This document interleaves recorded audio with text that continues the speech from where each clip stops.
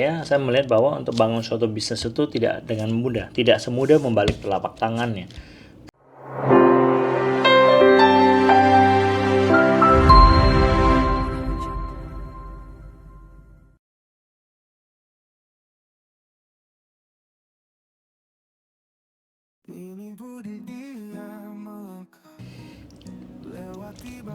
Ini Budi, ini cerita Budi.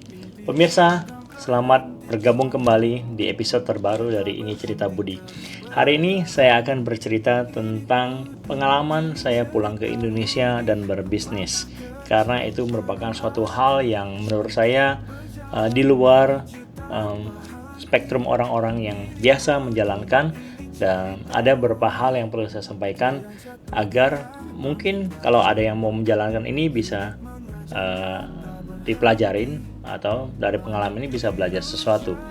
Jadi saya pulang ke Indonesia itu di tahun 2015 dengan beberapa alasan, dan mungkin salah satu alasan utama itu adalah bahwa e-commerce lagi booming nih. Jadi saya berpikir bahwa mungkin harusnya ada kesempatan yang bagus untuk join the internet booming pada saat itu. Nah, saya pulang Indonesia, tapi saya belum tahu mau kerja apa terus terang, karena ya masih buta, pertama. Yang kedua, saya tidak kenal siapa-siapapun di Indonesia ini. Biasanya kalau saya pulang ke Indonesia hanya untuk urusan keluarga, tidak pernah ada urusan dengan bisnis. Jadi saya merasa bahwa itu adalah suatu challenge bagi saya, dan harusnya saya bisa mempunyai cara untuk solve problem itu, ya kan. Jadi kalau kita ngomong dari sisi network, sebenarnya kalau network adalah satu.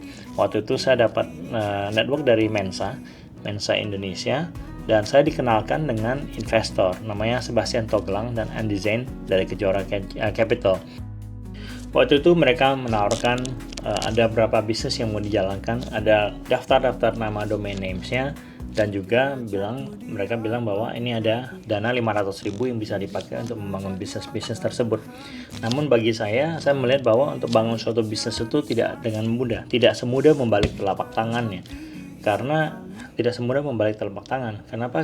Karena banyak sekali hal yang harus diperhatikan, khususnya apalagi kalau bisnis ini berurusan dengan orang lain, dengan karyawan-karyawan ataupun dengan market.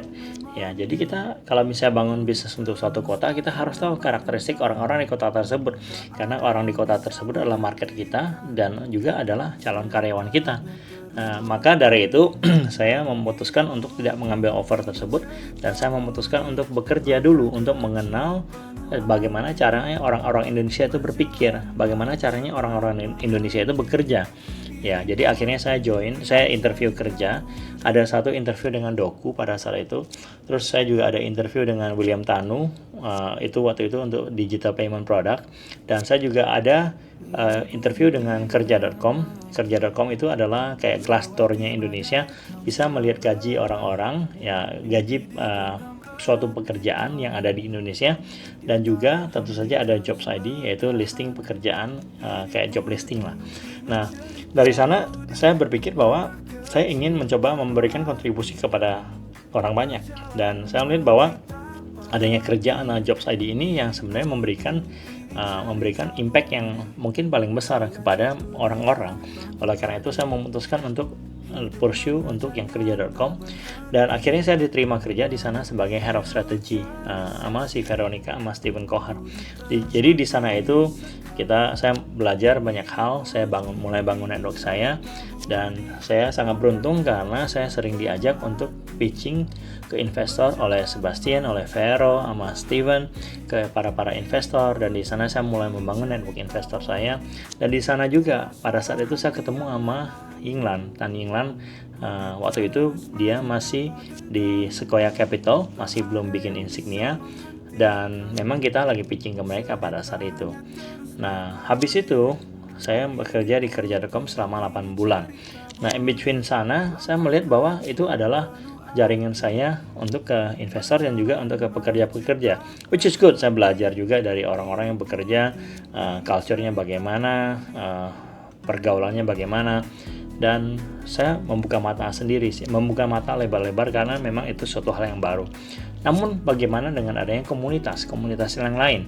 Waktu itu saya melihat bahwa saya butuh support dari komunitas startup. Oleh karena itu saya memutuskan untuk mencari event-event yang ada, dan kebetulan waktu itu si Natali dari tiket.com, mereka biasanya ada acara yang untuk mengumpulkan para startup, dan saya juga memikirkan bagaimana caranya saya bisa bergabung dengan komunitas-komunitas startup, karena saya masih belum mengenal dari komunitas startup tersebut. Akhirnya saya mendapat suatu event yang namanya startup lokal, yang tidak taunya dibentuk oleh founder tiket.com, si Mas Natali Ardianto itu ya. Jadi mereka panggilnya Konat gitu kan. Nah, jadi saya merasa beruntung juga karena di sana saya dikenalkan, saya mengenal beberapa founder startup lainnya, dan saya membangun komunitas sendiri di sana. Jadi dengan adanya pekerja, dengan adanya investor, dengan adanya komunitas untuk startup, saya merasa bahwa mungkin bekal saya sudah cukup untuk masalah orang-orang. Tapi apakah itu cukup untuk membangun suatu bisnis? Jadi saya akhirnya berpikir, dan saya harus clear dengan keluarga dulu.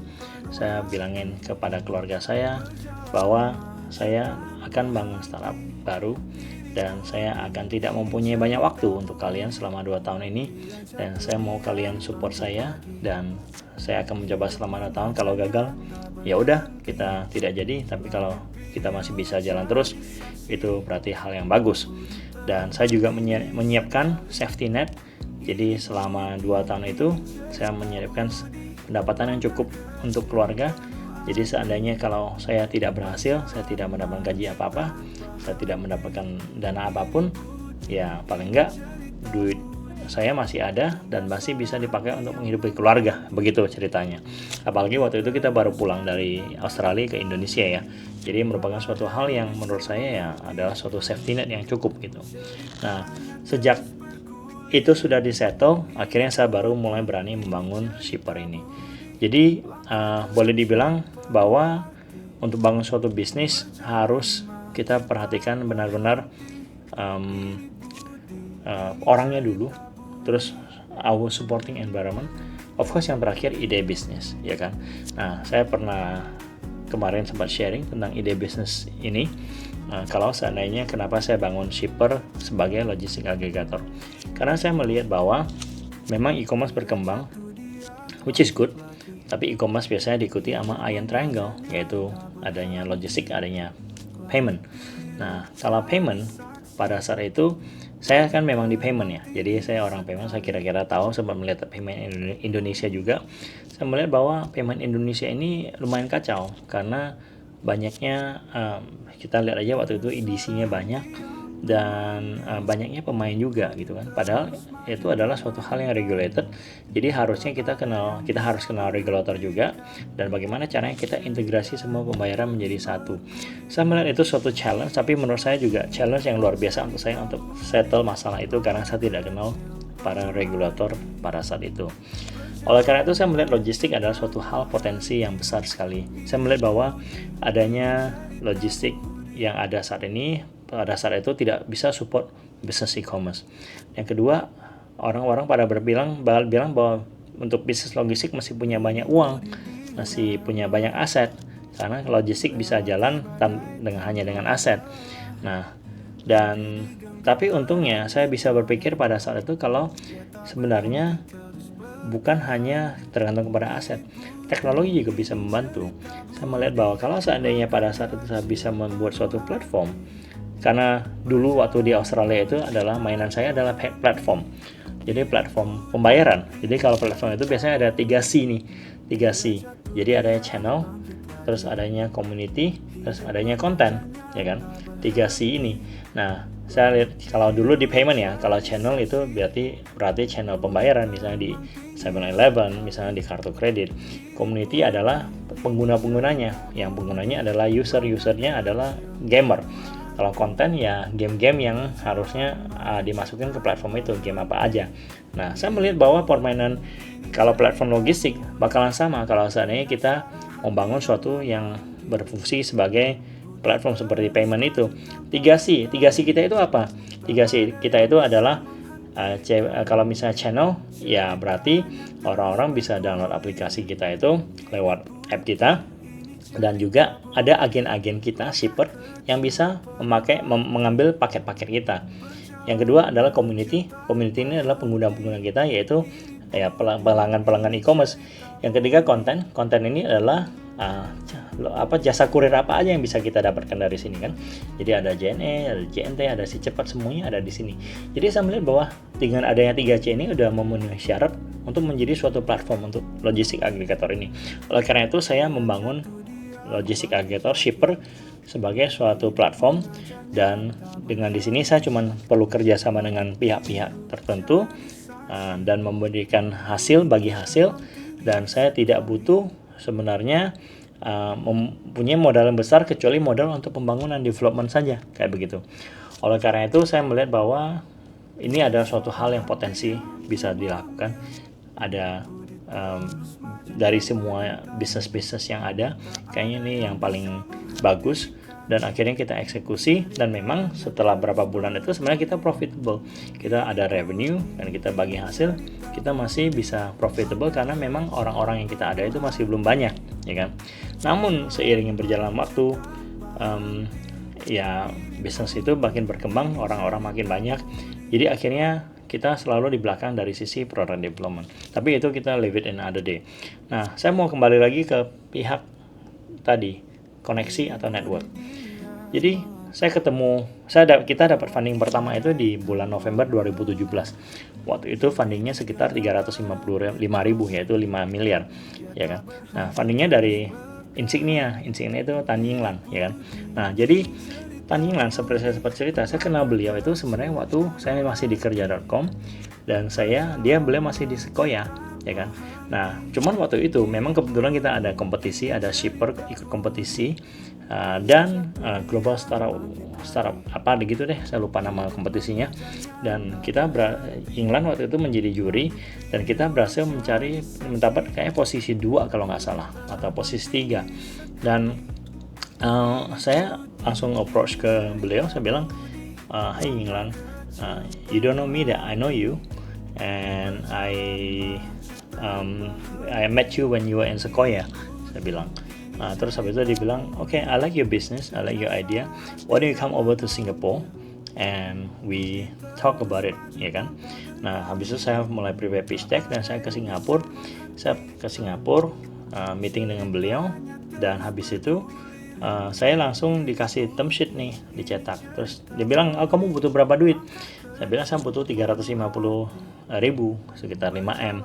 Terus valuasi berapa? Saya tidak mikir panjang, saya bilang ya pre-money-nya 1 miliar, kayak gitu ya. Pre-money artinya dana valuasi sebelum pendanaan.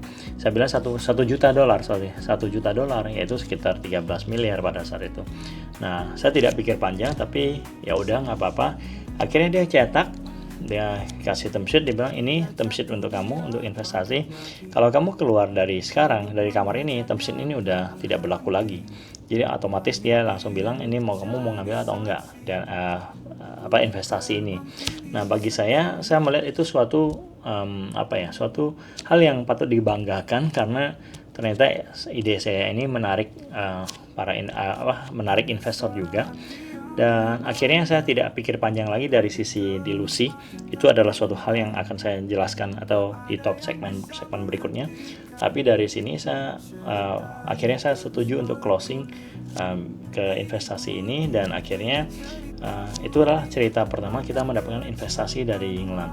Nah, setelah itu kesalahan kita pada saat itu, setelah kita mendapatkan dana investasi, kita pakai dananya itu untuk marketing. Jadi akhirnya ya memang awalnya kita masih profitable, tapi dengan adanya dana marketing segala macam untuk menarik lebih banyak customer lagi, ini yang mereka pada sering sebut bakar duit ya. Nah, itu bakar duit juga suatu topik yang mungkin menarik untuk saya diskusikan, karena bagi saya ada perspektif yang berbeda bakar duit ataupun dengan accelerated marketing. Tapi anyway, saya melihat bahwa dengan adanya funding itu ya yang kickstart benar-benar perkembangan bisnisnya shipper ini. Nah, oleh karena itu kalau saya mau summarize, sebenarnya untuk bangun suatu bisnis, pertama bangun network kita dulu, bangun network kita dengan investor, dengan siapapun, dan jangan lupa sama orang, karena orang-orang itu juga bakalan ingat dengan mungkin nggak ingat sama kita, tapi kita kalau ingat sama dia itu udah cukup, dan kita ada backstory yang bisa kita pakai untuk berkenalan dengan mereka lagi. Terus yang kedua adalah create your safety net. Jadi safety netnya untuk kebutuhan keluarga, jangan sampai demi bangun bisnis harus bangkrut kayak gitu kan, dan itu nggak bagus untuk semua. Kasian juga keluarga-keluarga yang ditinggalkan karena masalah yang agak bodoh ini. Terus yang ketiga adalah coba cek ide-idenya, validate the idea. Apakah itu suatu ide yang big problem atau small problem? Apakah itu bisa memecahkan masalah atau tidak? Atau itu hal yang susah atau tidak?